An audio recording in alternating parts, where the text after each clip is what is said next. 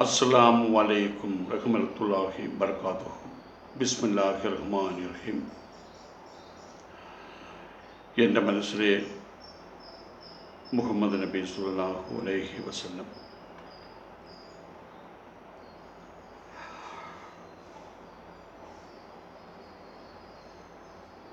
Abbas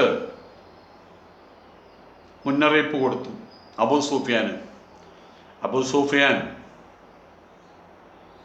വരുന്നത് ദൈവദൂതൻ തന്നെയാണ്. നിങ്ങൾക്കത് മനസ്സിലായില്ലേ?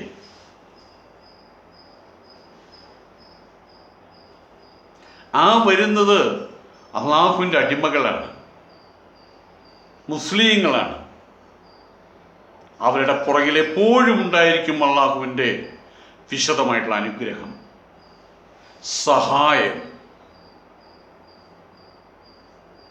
അങ്ങനെയുള്ള ആ കൂട്ടര് മക്കയിലേക്ക് പ്രവേശിച്ചാൽ അബൂ സുഫിയാൻ മക്കക്കാരുടെ കാര്യം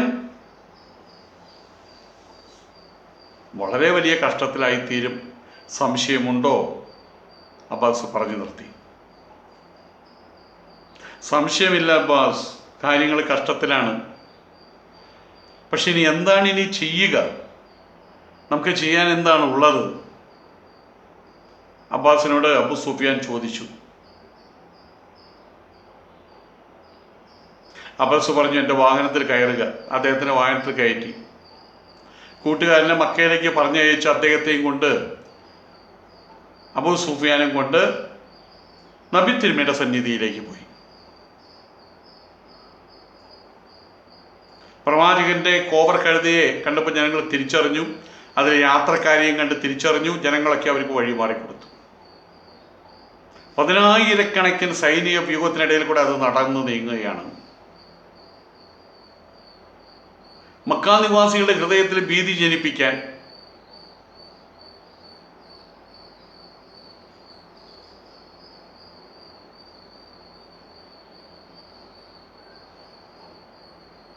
അവർ തീ കത്തിച്ച് ഉയർത്തിപ്പിടിച്ചിരുന്നു.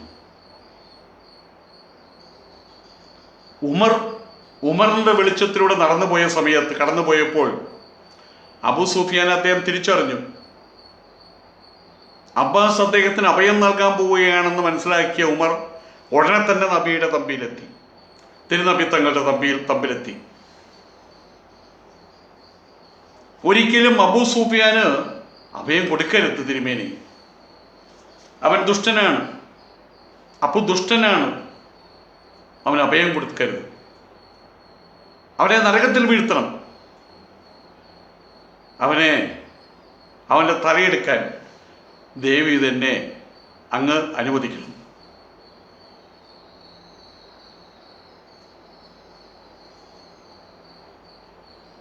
അപ്പോഴേക്കും അവിടെ എത്തിയ അബ്ബാസ് താൻ അബൂ സുഫിയാന് അഭയം കൊടുത്തിരിക്കുകയാണെന്ന് ബോധിപ്പിച്ചു. അബ്ബാസും ഉമറും തമ്മിൽ ഇതേ ചൊല്ലിയിട്ട് വലുതായിട്ടുള്ള വാക്തർക്കം നടന്നു. ഇതെല്ലാം കണ്ടുകൊണ്ട് പ്രവാചകൻ പറഞ്ഞു,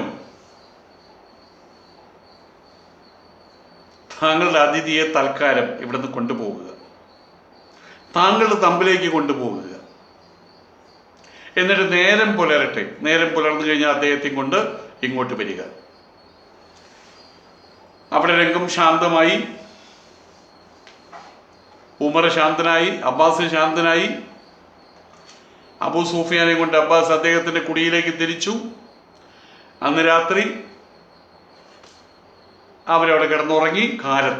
പിറ്റേന്ന് കാലത്ത് അബൂ സുഫിയാൻ വീണ്ടും തിരുസന്നിധിയിൽ അവിടെ ഹാജരാക്കപ്പെട്ടു.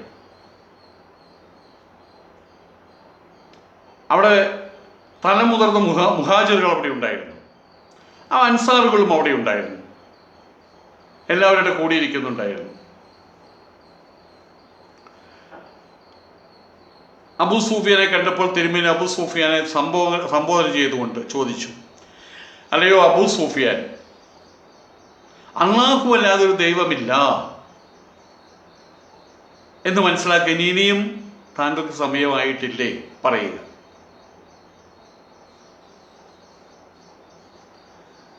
അബൂ സുഫിയാൻ മറുപടി പറഞ്ഞു,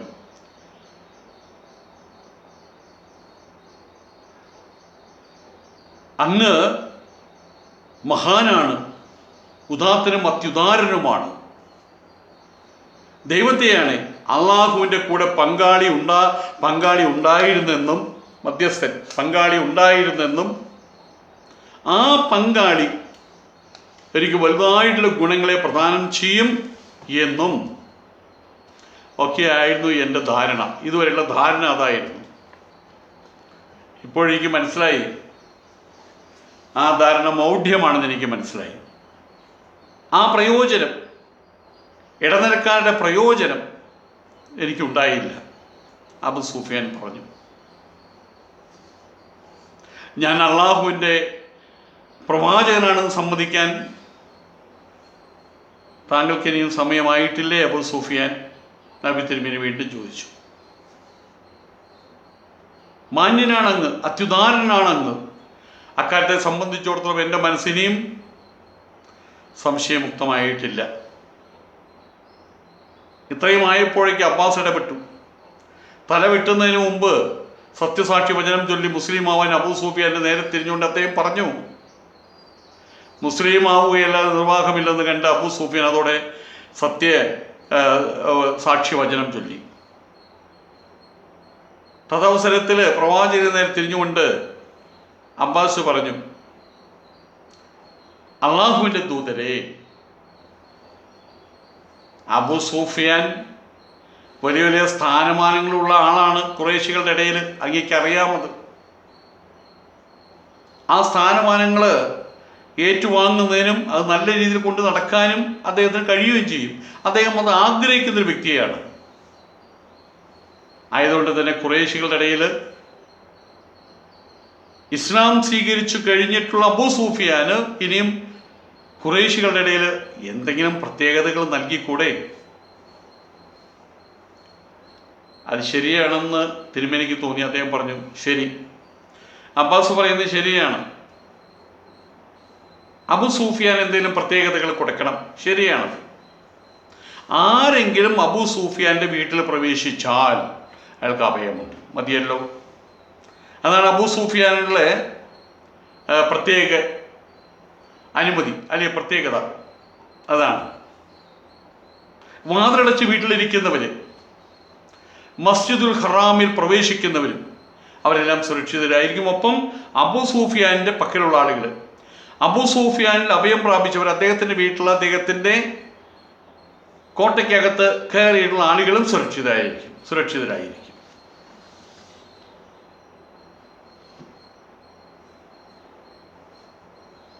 അബൂ സുഫിയാൻ ഏതായാലും ഇസ്ലാം മതത്തെ ആശ്ലേഷിച്ചു, തിരുദൂതരെ പ്രവാചകനാണെന്ന് അംഗീകരിച്ചു, അല്ലാഹുവല്ലാതെ മറ്റു ദൈവമില്ല, ലാ ഇലാഹ ഇല്ലല്ലാഹ്, അത് അദ്ദേഹം ചൊല്ലി ഇസ്ലാമത്തെ ആശ്ലേഷിച്ചു. അല്ലാഹുവല്ലാതെ മറ്റു ദൈവമില്ലെന്ന് അദ്ദേഹം പ്രഖ്യാപിച്ചു. പക്ഷേ ഇതുകൊണ്ടൊന്നും തിരുനബിത്തങ്ങൾ അദ്ദേഹത്തിൻ്റെ രീതികൾ മാറ്റിയില്ല, സൈന്യ സജ്ജീകരണം അത് മാറ്റിയില്ല. മക്കയിൽ പ്രവേശിക്കുന്നതിന് സൂക്ഷ്മമായിട്ടുള്ള മുന്നൊരുക്കങ്ങൾ അപ്പോഴും തുടർന്നുകൊണ്ടിരിക്കുകയായിരുന്നു. അബൂ സുഫിയാൻ ഇസ്ലാം ആശ്രയിച്ചല്ലോ, ഇനി എന്തിനാണ് ഒരുക്കങ്ങൾ എന്നൊന്നും ചിന്തിച്ചില്ല. ഒരുക്കങ്ങൾ അതിൻ്റെ വഴിക്ക് പോയി. ആ ഒരുക്കങ്ങളിൽ നിന്ന് ഒട്ടുപോലും കുറയ്ക്കാൻ പ്രവാചകൻ അതിന് ശ്രമിച്ചതുമില്ല. ദൈവത്തിൻ്റെ സഹായം അത് അവൻ ഇച്ഛിക്കുന്നവർക്ക് ലഭിക്കുമെങ്കിലും എല്ലാവിധ തയ്യാറെടുപ്പുകളും നടത്തിയവർക്കല്ലാതെ അവൻ്റെ സഹായം ലഭിക്കില്ല. താൻ പാതി, അതുപോലെ ദൈവം പാതി. തൻ്റെ പ്രവൃത്തിക്കനുസരിച്ചിട്ടായിരിക്കും തനിക്ക് പ്രദാനം ചെയ്യുക തൻ്റെ ഇഹലോക സൗകര്യങ്ങൾ അല്ലാഹു. അതുകൊണ്ട് താൻ ചെയ്യേണ്ടത് താൻ ചെയ്തിരിക്കണം. എല്ലാവിധ തയ്യാറെടുപ്പുകളും സൈനിക നടപടിയാണെങ്കിൽ എല്ലാവിധത്തിലുള്ള തയ്യാറെടുപ്പുകളും സൂക്ഷ്മമായിട്ട് നടത്തിയവർക്കല്ലാതെ അല്ലാഹു തൻ്റെ സഹായം നൽകില്ല. അത് നേടിയെടുക്കുന്നതിന് മുമ്പ് വേണ്ടുന്ന എല്ലാ മുൻകരുതലുകളും അത് ചെയ്യേണ്ടതുണ്ട്. അതിനാൽ മക്കയിലെ ഗിരിപ്രാന്തത്തിലുള്ള താഴ്വരയുടെ പ്രവേശന ദ്വാരത്തിനടുത്ത് വെച്ച് മുസ്ലിം സേന അതുവഴി കടന്നു പോകുന്നത് വരെ അബൂ സുഫിയാനെ അവിടെ ബന്ധനസ്ഥനാക്കാൻ പ്രവാചകൻ കൽപ്പിച്ചു.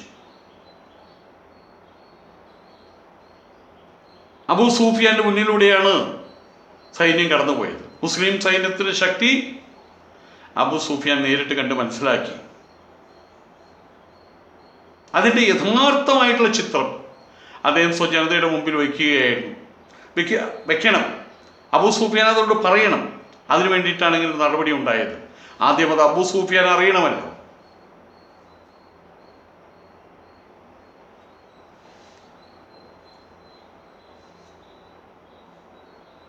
അത് മാത്രമല്ല, ഇതെല്ലാം അറിഞ്ഞു കഴിഞ്ഞാൽ ഇന്നത്തെ സാഹചര്യത്തിൽ നബി തിരുമേനിയുടെ സൈന്യത്തോട് ഏറ്റുമുട്ടാൻ ഒരു തരത്തിലും കഴിയില്ലെന്ന് ഖുറൈശികൾ മനസ്സിലാക്കണം. തങ്ങൾ മക്കയിലേക്ക് കിടക്കുമ്പോൾ നേരിയൊരു ചെറുത്തുനിൽപ്പിന് പോലും മക്കാ നിവാസികൾ ആരും തയ്യാറാകരുത് എന്നും പ്രവാചകൻ ആഗ്രഹിച്ചിരുന്നു. നിരവധി പടവ്യൂഹങ്ങൾ, സൈനിക വ്യൂഹങ്ങൾ, നിരവധി ഗോത്രങ്ങളുടെ സൈനിക വ്യൂഹങ്ങൾ അബൂ സുഫിയാന്റെ അരികിലൂടെ കടന്നുപോയി. പ്രവാചകനെ വലയം ചെയ്തു നിൽക്കുന്ന മുഹാജിറുകൾ, അൻസാറുകൾ, അവരുടെ പച്ചപ്പട അബൂ സുഫിയാന്റെ മനസ്സിനെ വലുതായ രീതിയിൽ വശീകരിച്ചു. ഉരുക്കിൻ്റെ പട്ട പോലെ സംഘടിതരും സുസജ്ജരുമായിരുന്നു അക്കൂട്ടർ. ഈ ദൃശ്യം കൃത്യമായിട്ട് നോക്കിക്കണ്ട് അബൂ സുഫിയാൻ അബ്ബാസിനോട് ചോദിച്ചു,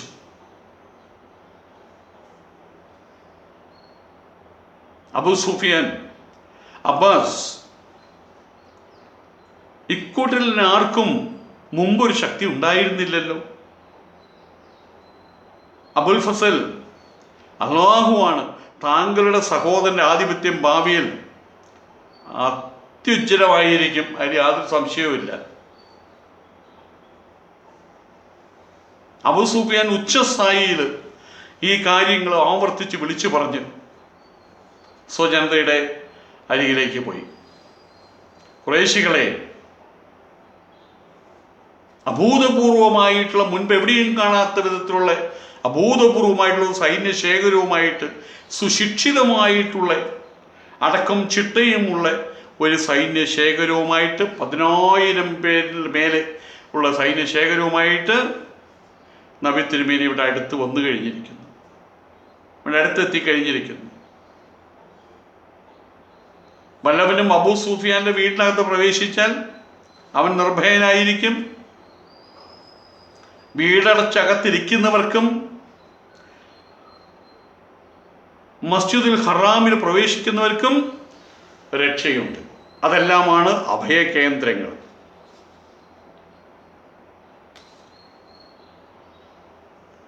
പ്രവാചകൻ സൈന്യസമേതം അദ്ദേഹത്തിന് മുന്നേറ്റം തുടരുകയാണ്. അപ്രകാരം ദുതുവ എന്ന സ്ഥലത്തെത്തി.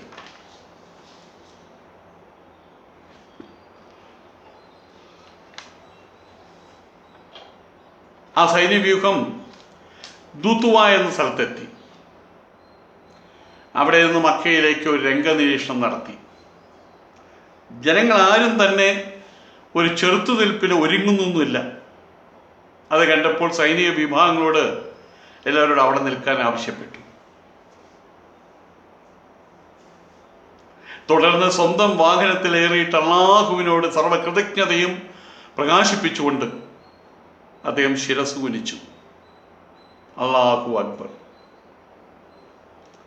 ദൈവിക വെളിപാടിൻ്റെ അവതരണ സ്ഥലവും പുണ്യമന്ദിരത്തിൻ്റെ ആസ്ഥാന ഗൃഹവും പിടിച്ചടക്കിയിട്ട് മനസ്സമാധാനത്തോടെ അവിടെ പ്രവേശിക്കാൻ അവസരം നൽകിയ അല്ലാഹുവിനോടുള്ള കൃതജ്ഞത.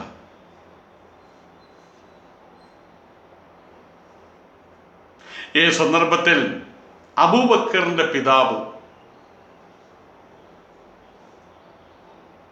അബു ഖുഹാഫ, അദ്ദേഹം ഇസ്ലാം മതം ആശ്ലേഷിച്ചിരുന്നില്ല.